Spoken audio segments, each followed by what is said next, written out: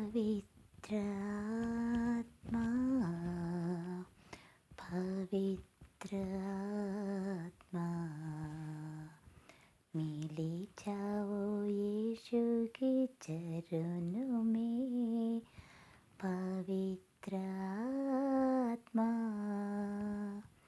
पवित्रात्मा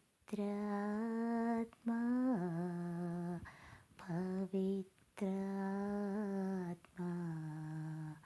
मिले जाओ यीशु के चरणों में।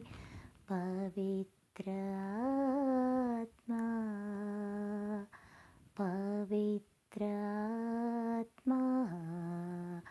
पवित्रात्मा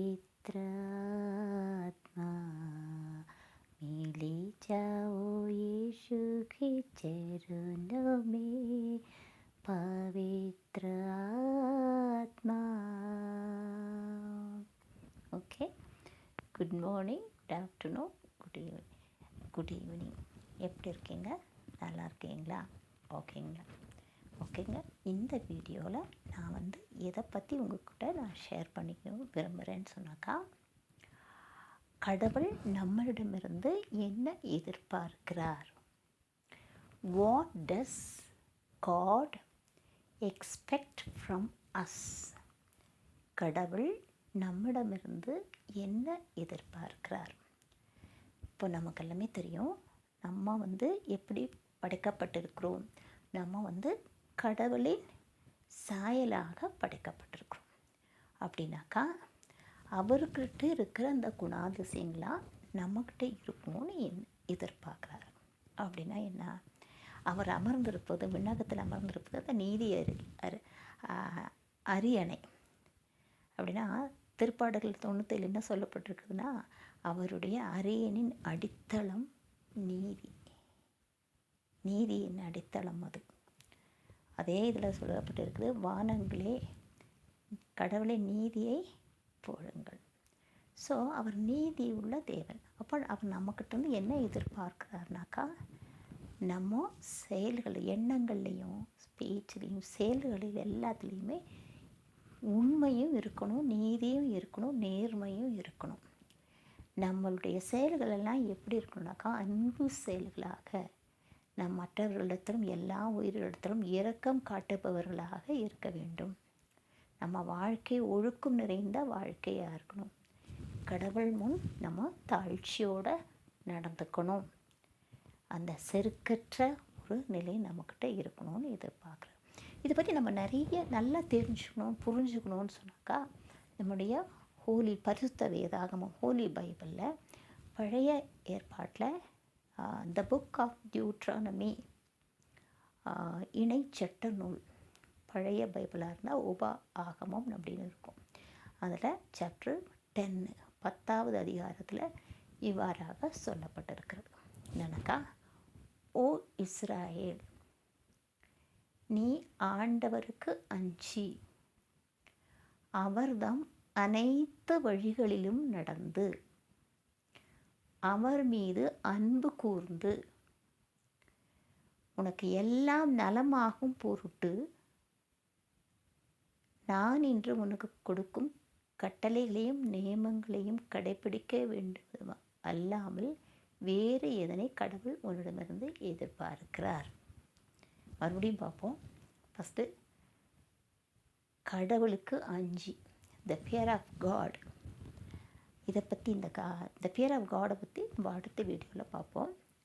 அடுத்தது, அவர் தம் அனைத்து வழிகளிலும் நடந்து. அப்படின்னா அவர் நமக்கு காட்டியிருக்கிறார் எப்படி நம்ம வாழணும், நம்மளுடைய வழியை எப்படி தேர்ந்தெடுக்கணும். நமக்கு முன்னால் 2 வழி இருக்குது, நல்லது கெட்டது. இதை தேர்ந்தெடுத்து கொண்டு அவர் காட்டிய அனைத்து வழிகளையும் நம்ம சரியாக நடந்து அவர் மீது அன்பு கூர்ந்து, அவர்தான் நம் மீது முதலில் அன்பு கூர்ந்தார். அப்படி அன்பு கூறுகிற கடவுளுக்கு நம்ம அன்பை காட்டணும். ஸோ அவர் மீது அன்பு கூர்ந்து முழு இதயத்தோடும் முழு உள்ளத்தோடும் அவருக்கு பணி புரிந்து. அப்படின்னா அவருக்கு பணி புரிந்துன்னா நமக்கு நிறைய பணிகளை கொடுத்துருக்குறாரு, வேலைகளை கொடுத்துருக்குறாரு. அப்புறம் அதையெல்லாம் நம்ம எப்படி செய்யணும்னு சொல்லும்போது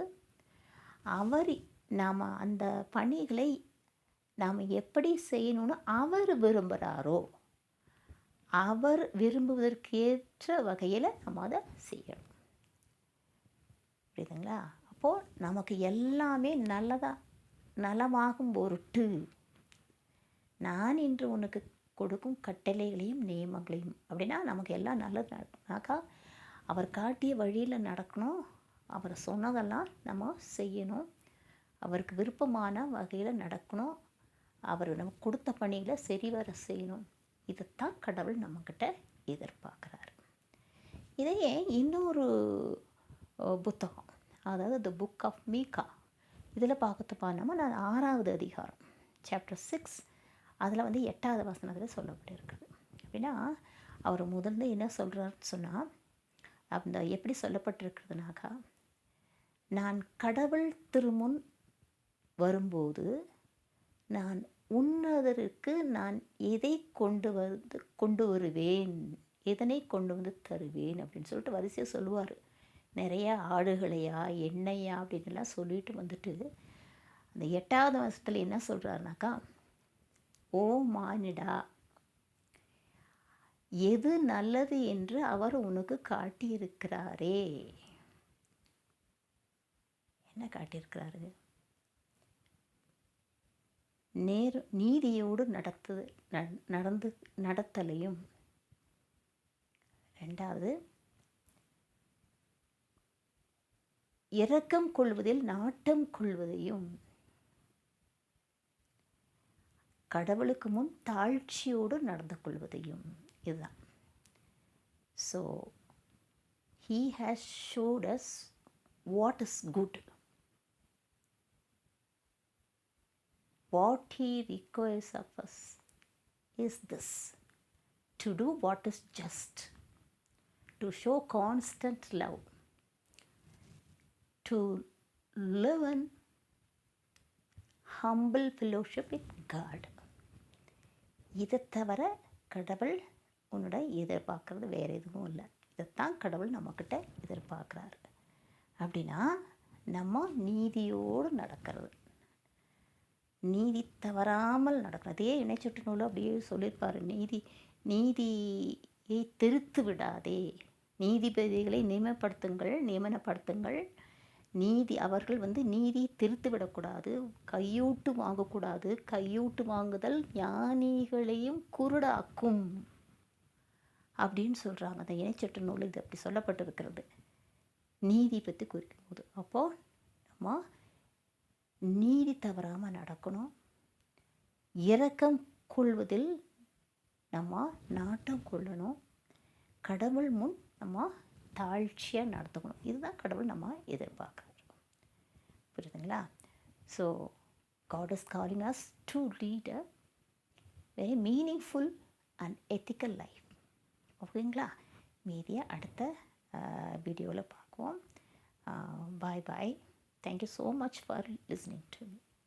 பாய்.